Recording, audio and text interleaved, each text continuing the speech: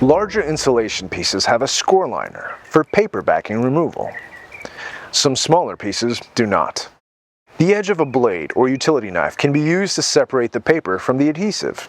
A seam ripper is also very handy for removing the release paper. This is a common sewing tool and costs only a few dollars. Larger pieces are easier to manage by dry fitting them first, partially removing the release paper, lining up an edge, and applying the piece while removing the remainder of the paper.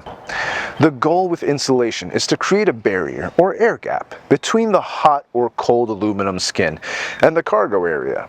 Maximum surface coverage is important. Some vans, such as Ford Transit and Mercedes Sprinter, have a lot of wall structure, cavities, and niches. The insulation kits for these applications have small, more complex geometric shapes that get tucked around and behind wall structures. By misting the adhesive backing with isopropyl alcohol, the pieces can be slid into position easier. The alcohol will evaporate and leave the product properly adhered to the surface once it dries. For more information about AutoPly insulation, their capabilities, and where to buy, visit www.autoply.net.